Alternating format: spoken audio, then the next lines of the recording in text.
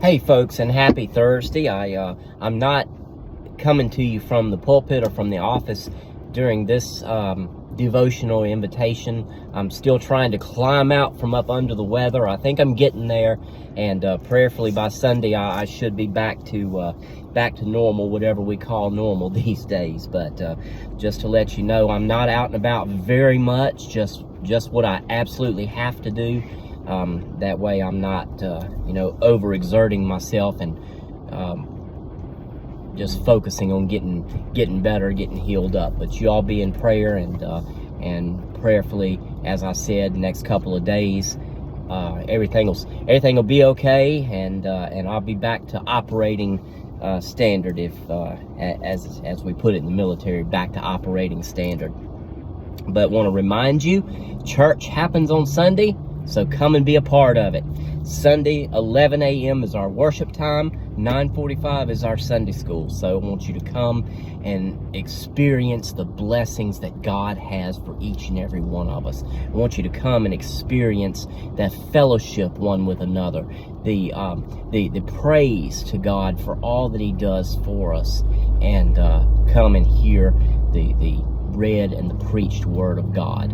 And we are still in our series on the cross, which is going to lead us up to our Easter celebration. So I hope and pray that you will come and experience that. One more announcement. Don't forget, on Saturday night, spring forward. It's time to move your clocks 1 hour forward once again as we enter into daylight savings time for this year. So I want to remind you to do that so you're not late for church on Sunday morning.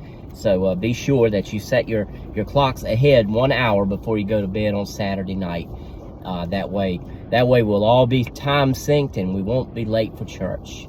So many announcements there. So let me share a couple of others. I'm going to put the bulletin on the Facebook page here in a little while. But March the 23rd. Sunday, March the 23rd, is going to be our annual spring fellowship covered dish lunch after church. So want to make sure you're aware of that and you come and experience that blessing. And then on March the 30th, Sunday, March the 30th at 6 p.m., we will be having the branches come and minister in song that night. And so we want to make sure everyone has the opportunity to experience that blessing. I want to read to you today from the book of Matthew, chapter number 7, and verses 7 and 8. And we know this as the Sermon on the Mount, part of the Sermon on the Mount.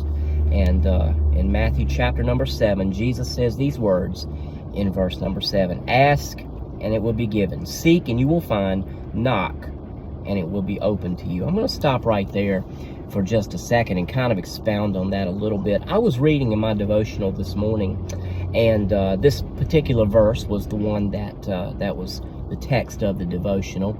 And think about this. Think about it in your life.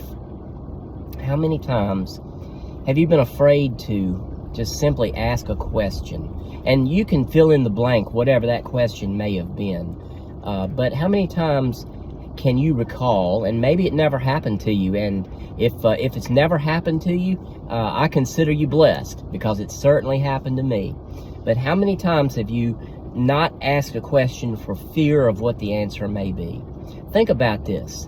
The worst somebody can say to a request is no. And you know what harm have you experienced through that? Absolutely nothing. And you know what? God is going to answer us one of two ways. He's either going to answer yes, or He's going to answer no. But we shouldn't be afraid of what the answer might be when we ask. And Jesus says, ask and it will be given, seek and you will find, knock and it will be open to you. But then He goes further in verse number 8. He says, for everyone who asks receives, and he who seeks finds, and to him who knocks it will be open. So Jesus exhorts us right there to not be afraid to put our requests before the throne of grace.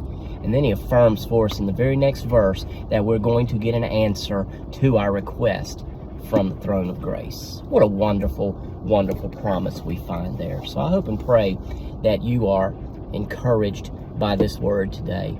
And I hope and pray you have a wonderful remainder of your day. And I hope and pray that you'll be with us as we worship on Sunday. It's going to be a wonderful, wonderful time. And we're looking forward to welcoming you to be with us. Love you, folks. And I'll talk to you a little bit later. God bless you.